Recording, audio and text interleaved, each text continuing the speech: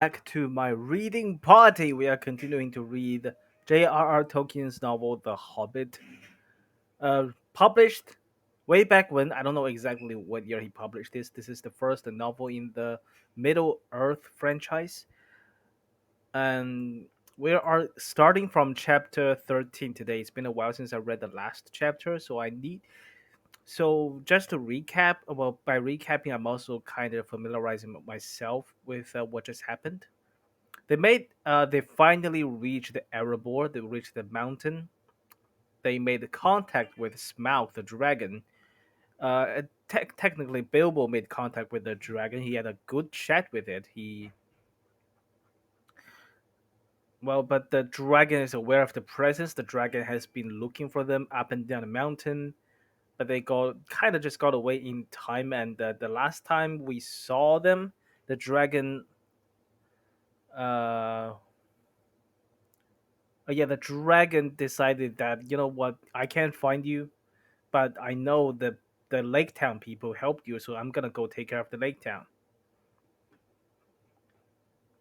And that's the last we saw of them. Okay, here we go. Chapter 13 is titled "Not at Home." That's who's not at home. Smaug. Well, Smaug is not at home. Smaug just left home. We just saw him leave. Well, technically it's not his home, but it might as well be. He's been here for decades. All right, let's continue.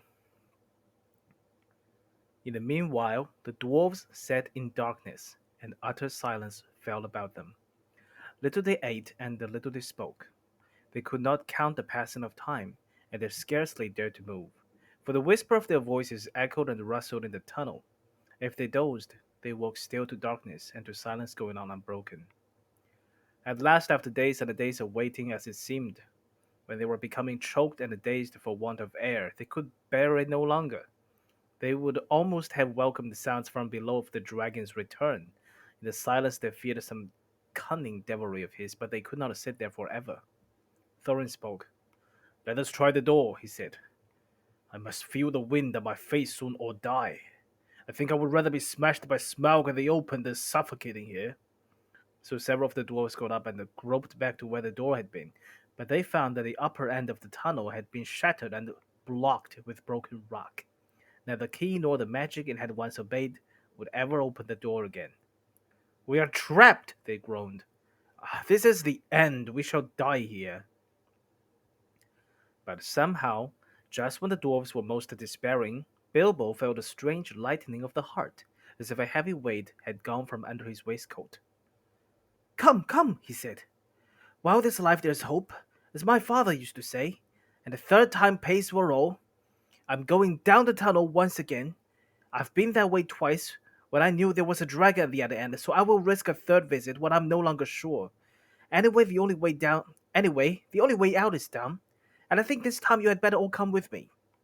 In desperation, they agreed, and the Thorin was the first to go forward by Bilbo's side. "Now do be careful," whispered the hobbit, "and as quiet as you can be. There may be no Smaug at the bottom, but then again there may be. Don't let us take any unnecessary risks." Bilbo is such a leader now. I'm so proud of my boy. No, he's not a boy. He's like grown ass dude. He's what 50 years old. I'm not sure. Down, down they went. The dwarves could not, of course, compare with the hobbit in real stealth, and they made a deal of puffing and shuffling with echoes magnified alarmingly. But though every now and again, Bilbo in fear stopped and listened. Not a sound stirred below. Near the bottom, as well as he could judge, Bilbo slipped on his ring and went ahead, but it did not need it. The darkness was complete, and they were all invisible, ring or no ring. In fact, so black was it that the hobbit came to the opening unexpectedly, put his hand on air, stumbled forward, and rolled headlong into the hall. There he lay face downwards on the floor and did not dare to get up, or hardly even to breathe, but nothing moved. There was not a gleam of light. Unless, as it seemed to him, when at last he slowly raised his head, there was a pale white glint, above him and afar off in the gloom. But certainly it was not a spark of dragon fire, though the warm stench was heavy in the place and the taste of vapor was on his tongue. At length, Mr. Baggins could bear it no longer. "Confound you, Smaug, you worm!" he squeaked aloud. "Stop playing hide and seek! Give me a light, and then eat me, if you can catch me!" Faint echoes ran round the unseen hall, but there was no answer. Bilbo got up and found that he did not know in what direction to turn. "Now I wonder what on earth Smaug is playing at," he said. "He is not at home today, or tonight, or whatever it is. I do believe. If Owen and the Glowing have not lost their tinder boxes, perhaps we can make a little light, and have a look around before the luck turns." "Light!" he cried. "Can anybody make a light?"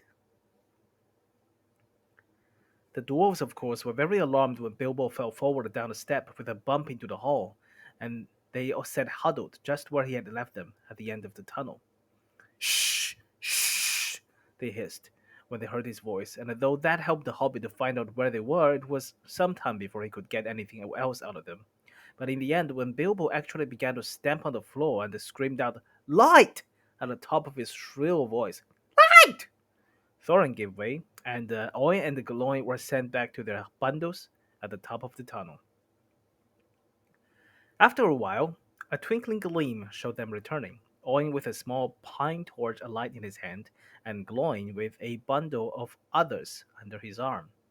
Quickly Bilbo trotted to the door and took the torch, but he could not persuade the dwarfs to light the others or to come and join him yet. As Thorin carefully explained, Mr. Baggins was still officially the expert burglar and the investigator. If he liked to risk a light, that was his affair. They would wait in the tunnel for his report. So they sat near the door and watched. Oh, now they are all about, yeah, you're the burglar. You gotta do the burglar stuff. He's been doing everything!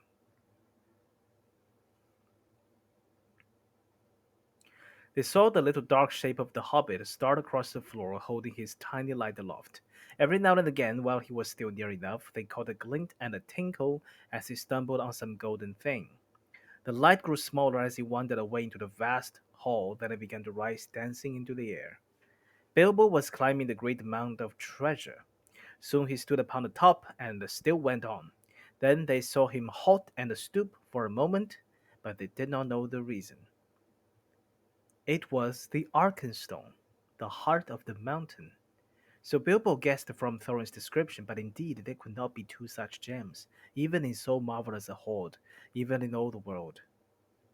Ever as he climbed, the same white gleam had shone before him and had drawn his feet towards it. Slowly it grew to a little globe of pallid light. Now as he came near, it was tinged with a flickering sparkle of many colors at the surface, reflected and splintered from the wavering light of his torch. At last he looked down upon it, and he caught his breath. The great jewel shone before his feet, of its own inner light, and yet, cut and fashioned by the dwarves who had dug it from the heart of the mountain long ago, it took all light that fell upon it and changed it into 10,000 sparks of white radiance, shot with glints of the rainbow. I think they did a good job in the movie to make the Arkenstone. I don't know if it was a prop or a CGI object, but it looked great. It really looked dashing. It kind of, uh, I guess, lives up to the descriptions. Because when you write something down down with words to describe something that is so beautiful beyond description, beyond imagination, it's kind of easy because you just have to say it's beyond imagination, and the readers can use their imagination to describe it in their own minds. But when you have to make a movie out of it, you kind of have to just actually make something that's otherworldly beautiful. I think the movie did a good job with that. Suddenly, Bilbo's arm went towards it, drawn by its enchantment. His small hand would not close about it, for it was a large and heavy gem, but he lifted it, shut his eyes, and put it in his deepest pocket. Now I'm a burglar indeed, thought he. But I suppose I must tell the dwarves about it, sometime. They did say I could pick and choose my own share, and I think I would choose this, if they took all the rest. All the same, he had an uncomfortable feeling that the picking and the choosing had not really been meant to include this marvelous gem, and that trouble would yet come of it. Now he went on again. Down the other side of the great mound he climbed, and the spark of his torch vanished from the sight of the watching dwarfs. But soon they saw it far away in the distance again. Bilbo was crossing the floor of the hall. He went on until he came to the great doors at the further side, and there a draught of air refreshed him, but it almost puffed out his light. He peeped timidly through and caught a glimpse of great passage and of the dim beginnings of wide stairs going up into the gloom. And still there was no sight nor sound of Smaug. He was just going to turn and go back when the black shape swooped at him and brushed his face. He squeaked and started, stumbled backwards and fell. His torch dropped head downwards and went out. Only a bat, I suppose, and hope, he said miserably. But now what am I to do? Which is east, south, north, or west? Thorin! Balin! Oin! Gloin! Fili! Kili! He cried as loud as he could. It seemed a thin little noise in the white blackness. The light's gone out. Someone. Oh, the light's gone out! Someone come and find me and help me! For the moment, his courage had failed altogether. Faintly, the dwarves heard his small cries, though the only word they could catch was "help." Now, what on earth or under it? Now, what on earth or under it has happened? Said Thorin. Certainly not the dragon, or he would not go on squeaking. They waited a moment or two, and still there were no dragon noises. No sound at all, in fact, but Bilbo's distant voice. Come, one of you. Get another light or two, Thorin ordered. It seems we have to go and help our burglar. About time, too.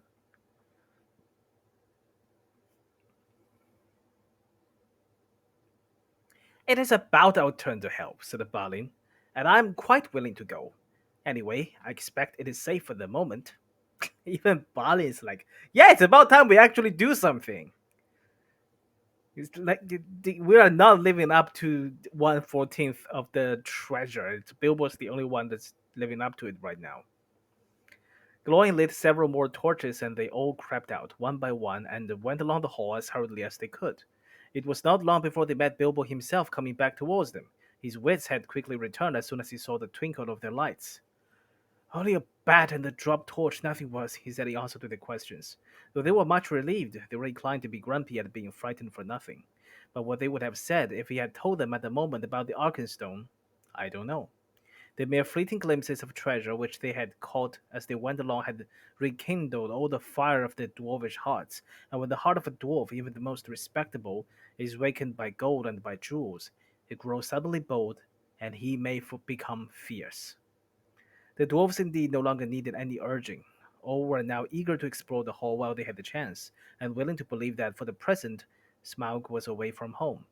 Each now gripped a lighted torch, and as they gazed, first on one side and then on another, they forgot fear and even caution. They spoke aloud and cried out to one another as they lifted all the treasures from the mound or from the wall and held them in the light, caressing and fingering them. Caressing and fingering them. Nice. Philly and Achilles were almost in merry mood, and finding still hanging there many golden harps strung with silver, they took them and struck them. And being magical and also untouched by the dragon, who had a small interest in music, they were still in tune. Now, that's not how real instruments work, right? Like a guitar, if you leave it alone for a long time, it's going to go out of tune just by itself. The dark hall was filled with a melody that had long been silent, but most of the dwarves were more practical. They gathered gems and stuffed their pockets and let what they could not carry fall back through their fingers with a sigh. Thorin was not least among these, but always he searched from side to side for something which he could not find. It was the Arkenstone, but he spoke of it yet to no one. Now the dwarfs took down mail and weapons from the walls and armed themselves. Royal indeed did Thorin look, clad in a coat of gold-plated rings, with a silver-hafted axe, in a belt crusted with scarlet stones. "Mr. Boggins," he cried, "here is the first payment of your reward. Cast off your old coat and put on this." With that he put on Bilbo a small coat of mail, wrought for some young elf prince long ago.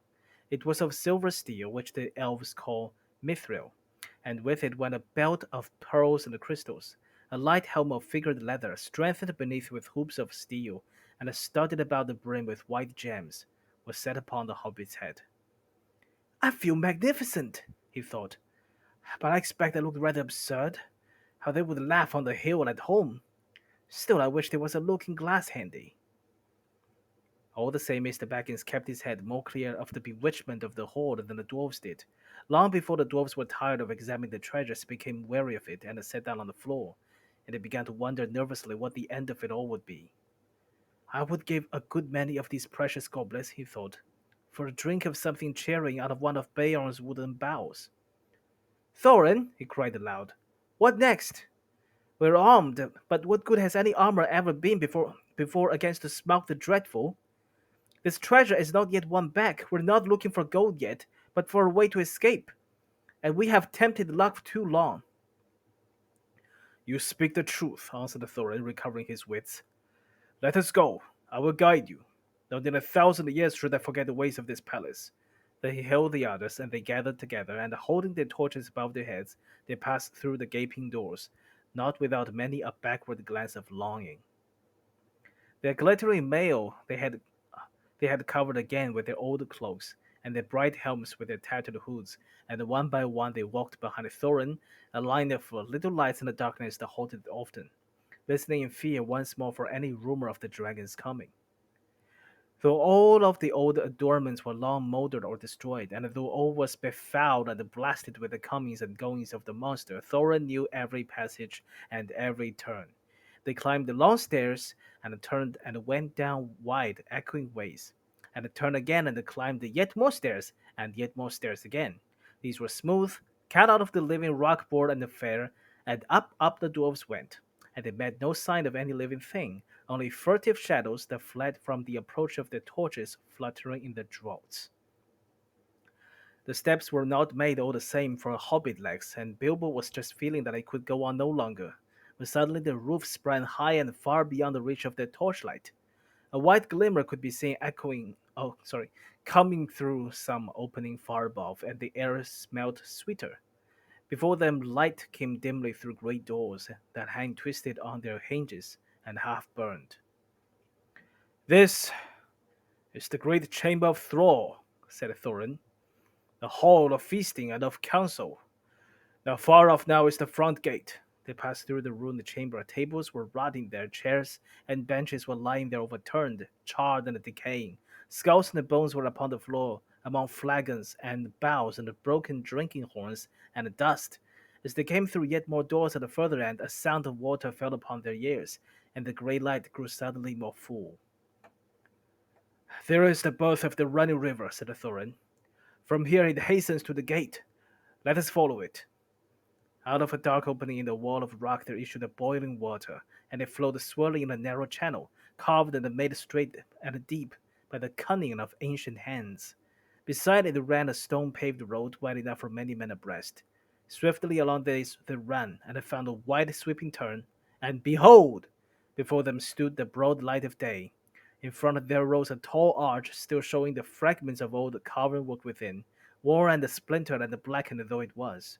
A misty sun sent its pale light between the arms of the mountain, and beams of gold fell on the pavement at the threshold. A world of bats, frightened from slumber by the smoking torches, flurried over them as they sprang forward. Their feet slithered on stones rubbed smooth and slimed by the passing of the dragon. Now before them the water fell noisily outward and foamed down towards the valley. They flung their pale torches to the ground and stood gazing out with dazzled eyes. They were come to the front gate and were looking out upon Dale. Well, said Bilbo, I never expected to be looking out of this door, and I never expected to be so pleased to see the sun again and to feel the wind on my face. But ow, this wind is cold. It was. A bitter easterly breeze blew with a threat of oncoming winter. It swirled over and round the arms of the mountain into the valley and sighed among the rocks. After their long time in the stewing depths of the dragon-haunted caverns, they shivered in the sun. That's right, they probably don't have the winter clothing with them. They would have entered the cave in the last day of autumn, so they're not totally dressed up for the season. Suddenly, Bilbo realized that he was not only tired but also very hungry indeed. This seems to be late morning, he said. And so I suppose it is more or less breakfast time, if there is any breakfast to have.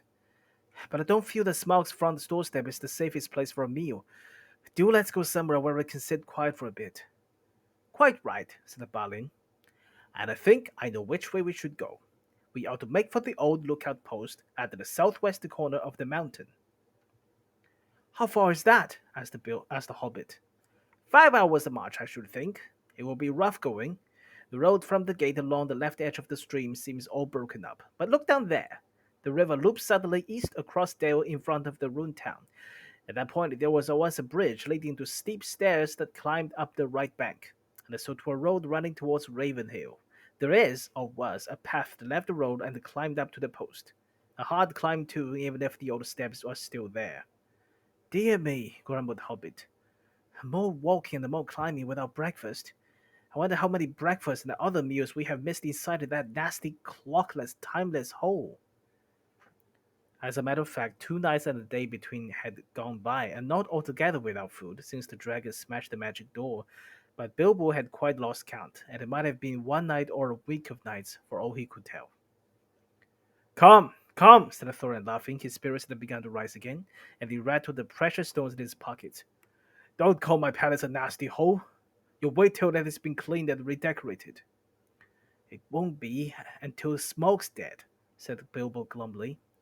In the meanwhile, where is he? I would give a good breakfast to know. I hope he's not up on the mountain looking down at us. That idea disturbed the dwarfs mightily, and they quickly decided that Bilbo and the Balin were right. We must move away from here, said the Dory. I feel as if his eyes were on the back of my head. It's a cold, lonesome place, said the Bomber. There may be drink, but I see no sign of food. A dragon would always be hungry in such parts. Come on, cried the others. Let us follow Balin's path. Under the rocky wall to the right there was no path, so on they trudged the monster stones on the left side of the river, and the emptiness and the desolation soon sobered even Thorin again. The bridge that Balin had spoken of they found long fallen, and most of its stones were now only boulders in the shallow, noisy stream. But they forced the water without much difficulty, and found the ancient steps and climbed the high bank. After going a short way, they struck the old road, and before long came to a steep dale sheltered among the rocks. There they rested for a while and had such a breakfast as they could, chiefly cram and water. If you want to know what cram is, I can only say that I don't know the recipe, but it is biscuitish. Keeps good indefinitely. It's supposed to be sustaining and is certainly not detaining, being in fact very uninteresting except as a chewing exercise. It was made by the lakemen for long journeys. So basically ration biscuits, something like that. Oh, elf breads. That's right. They don't have elf breads here. I guess they're not friendly with the local elves, so that might be the reason. Nobody's giving them any bread. Elrond might, but she's like ages ago.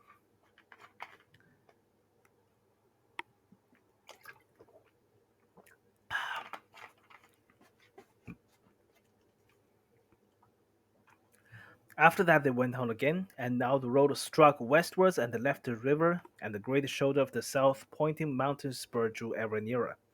At length, they reached the hill path. They scrambled steeply up, and they plodded slowly one behind the other, till at last in the late afternoon, they came to the top of the ridge and saw the wintry sun going downwards to the west. Here they found a flat place without a wall on three sides, but back to the north by a rocky face in which there was an opening like a door. From that door there was a wide view east and south and west. Here, said Balin. In the old days we used always to keep watchmen, and that door behind leads into a rock-strewn chamber that was made here as a guard room. There were several places like it around the mountain, but there seemed small need for watching in the days of our prosperity, and the guards were made over comfortable. Perhaps otherwise we might have had longer warning of the coming of the dragon, and things might have been different. Still, here we can now lie hid and sheltered for a while, and can see much without being seen. Not much use if we have been seen coming here, said the Dory, who was always looking up towards the mountain's peak, as if he expected to see Smaug perched there like a bird on a steeple. We must take our chance of that, said Thorin. We can go no further today. Here, here, cried Bilbo, and flung himself on the ground. In the rock chamber there would have been room for 100, and there was a small chamber further in, more removed from the cold outside. It was quite deserted, not even wild animals seemed to have used it in all the days of Smaug's dominion. There they laid their burdens, and some threw themselves down at once and slept, but the others sat near the outer door and discussed their plans. In all their talk they came perpetually back to one thing. Where was Smaug? They looked west, and there was nothing, and the east there was nothing, and in the south there was no sign of the dragon, but there was a gathering of very many birds. At that they gazed and wondered, but they were no nearer understanding it, when the first the cold stars came out. Okay, end of chapter. That was rather short, or maybe because I read it very fast. So they found a way out of Erebor and are now just camping nearby it. Smaug is nowhere to be found. Um, Bilbo found the Arkenstone. The other dwarves did find some other treasure, but nobody knew that Bilbo had the Arkenstone. That's going to be a bit of a trouble. Come on, Bilbo, you already have the magic ring. I'm gonna go further a little bit. I don't know if I'm gonna finish chapter 14, but we're certainly going to start. Chapter 14, Fire and Water. Now, if you wish, like the dwarves, to hear news of Smaug, you must go back again to the evening where he smashed the door and flew off in rage 2 days before. The men of the lake town Esgaroth were mostly indoors, for the breeze was from the black east and chill, but a few were walking on the quays and watching, as they were fond of doing, the stars shine out from the smooth patches of the lake as they open in the sky. From their town, the lonely mountain was mostly screened by the low hills at the far end of the lake, through a gap in which the Runny River came down from the north. Only its high peak could they see in clear weather, and they looked seldom at it, for it was ominous the drear, and the drearer ever, even in the light of morning. Now it was lost in the gone, blotted in the dark. Suddenly it flickered back to view. A brief glow touched it and faded. Look, said one. The lights again. Last night, the watchman saw them start and fade from midnight until dawn. Something is happening up there. Perhaps the king under the mountain is forging gold, said another. It is long since he went north. It is time the songs began to prove themselves again. Which king? Said another with a grim voice. As like as not, it is the marauding fire of the dragon, the only king under the mountain we have ever known. You are always foreboding gloomy things, said the others. Anything from floods to poisoned fish. Think of something cheerful. Then suddenly a great light appeared in the low place in the hills, and the northern end of the lake turned golden. The king beneath the mountain, they shouted. His wealth is like the sun, his silver like a fountain, his rivers golden run. The river is running gold from the mountain, they cried, and everywhere windows were opening and feet were hurrying. There was once more tremendous excitement and enthusiasm, but the grim-voiced fellow ran hot-footed to the master. The dragon is coming, or I'm a fool, he cried. Cut the bridges! To arms! To... Cut the bridges? What? Why? Maybe it's just reflexes talking, because if there's like an army marching towards a city, you might want to cut the bridge. Just close the gate so they could not enter the city. But this is a dragon we're talking about. You should open the gate and okay, maybe cut the bridge means cutting down the bridge. But wait, maybe it's a let me explain what I'm thinking. Maybe it's like a drawbridge, and cutting it means cutting the chains so the bridge can fall, so you can actually use the bridge. Is that what's happening here? Because you need bridges to get to GTFO. The warning trumpets were suddenly sounded and echoed along the rocky shores. The cheering stopped, and the joy was turned to dread. So it was that the dragon did not find them quite unprepared. Before long, so great was his speed, they could see him as a spark of fire rushing towards them and growing ever huger and more bright. And though the most foolish doubted that the prophecies had gone rather wrong, still they had a little time, Every vessel in the town was filled with water, every warrior was armed, every arrow and dart was ready, and the bridge to the land was thrown down and destroyed before the roar of Smaug's terrible approach grew loud, and the lake rippled red as fire beneath the awful beating of his wings. Okay, it's throwing down the bridge and destroying them. I don't know why they would do that. Amid the shrieks and the wailing and the shouts of the men, he came over them, swept towards the bridges, and was foiled. The bridge was gone, and his enemies were on an island in deep water, too deep and dark and cool for his liking. If he plunged into it, a vapor and a steam would rise enough to cover all the land with a mist for days, but the lake was mightier than he. It would quench him before he could pass through. Okay, is he actually afraid of water? Roaring, he swept back over the town. A hail of dark arrows leapt up and snapped and rattled on his scales and jewels, and their shafts fell back kindled by his breath, burning and hissing into the lake. No fireworks we ever imagined equaled the sight that night. At the twanging of the bows and the shrilling of the trumpets, the dragon's wrath blazed to its height, till he was blinded and mad with it.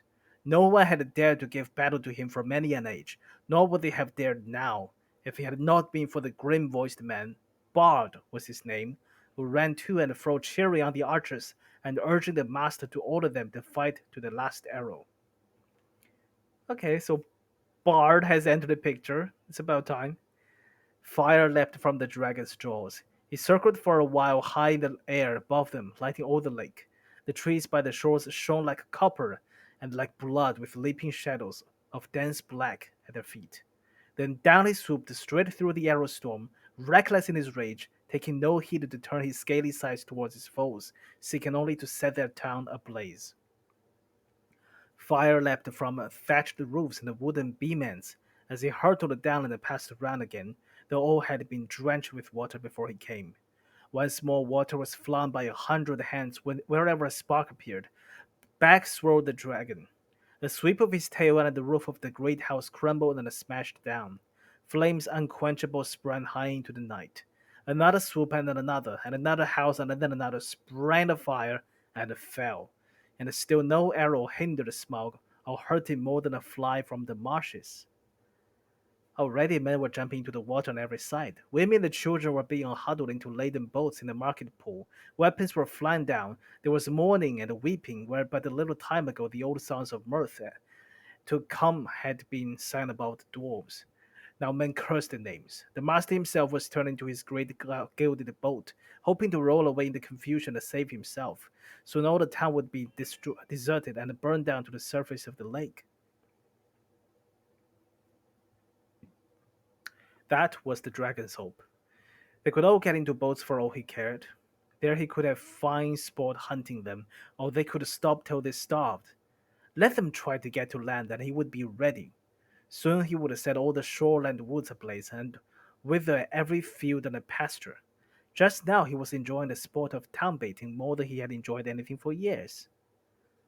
But there was still a company of archers that held the ground among the burning houses. The captain was Bard, grim-voiced and grim-faced, whose friends had accused him of prophesying floods and poisoned fish, though they knew his worth and courage. He was a descendant. He was a descendant in long line of Girion, Lord of Dale, whose wife and child had escaped down the Runny River from the ruin long ago. Now he shot with a great yew bow, till all his arrows but one were spent. The flames were near him, his companions were leaving him. He bent his bow for the last time. Suddenly, out of the dark, something fluttered to his shoulder. He started, but it was only an old thrush. Unafraid, it perched by his ear, and it brought him news. Marvelling, he found he could understand its tongue, for he was of the race of Dale. Wait, wait, it said to him. Oh, this is the bird talking. Wait, wait! Nah, just give it some dignity. The moon is rising. Mm. The moon is rising. Look for the hollow of the left breast as it flies and turns above you. And while Bard paused in wonder, it told him of tidings up the mountain and of all that he had heard. Then Bard drew his bowstring to his ear. The dragon was circling back, flying low, and as it came, the moon rose above the eastern shore, and silvered his great wings. Arrow, said the bowman, Black Arrow, I have saved you to the last. You have never failed me, and always I have recovered you. I had you from my father, and he from of old. If ever you came from the fortress of the true king under the mountain, go now and speed well. The dragon swooped once more lower than ever, and as he turned and dived down his belly, glittered white with sparkling fires of gems in the moon, but not in one place. The great bow twanged. The black arrow sped straight from the string, straight for the hollow by the left breast where the foreleg was flung wide. In it smote and vanished barb, shaft, and feather. So fierce was his flight. With a shriek that deafened men, fell the trees and split stone. Smaug shot spouting into the air, turned over, and crashed down from on high in ruin. Okay, what just happened?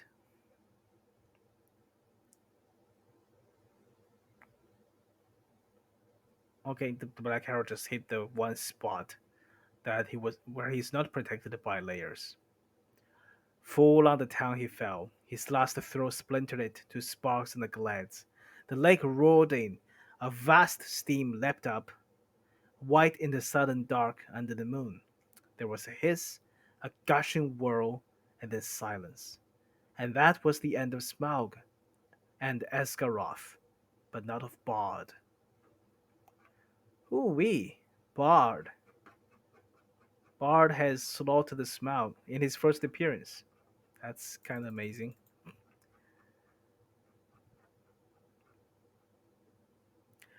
So I can't help but to feel like this is a bit of Hail Mary, a bit of Deus Ex Machina for the novel to just dispose of Smaug is so shortly. So he's been built up as quite a menace, and he's just been so heavily portrayed as this unbeatable thing, something big obstacle that they have to overcome. And then he's almost immediately after he actually starts to do something destructive, something that's worthy of a dragon, he's taken down pretty immediately by a new character. I mean, it's not even like in the movie. In the movie, they kind of drag down with help with the Lake Town and Bard, and it's not the most interesting part of the movie series, but at least it's set up. At least there is like a character in Bard and his struggles and his rebellious side and his relationship with other people, the master and everything. But here it's like, yeah, this guy, he's grim voiced, grim faced. He doesn't like to talk about the cheery things, and he has a black arrow. But of course, there's still quite a bit of the novel left, and we know there's still quite some battle left to be had. So I'm gonna stop here today, and we'll be carrying that on from. We're about halfway through this chapter. Uh, I'm thinking the next part of the chapter seems also to be about Bard and the Lake Town people. Then I guess we're gonna go back to the dwarves. They don't even know for the 2.5 days where they were like just searching the mountain, being all afraid. They don't know the dragon was probably dead for the majority of the time.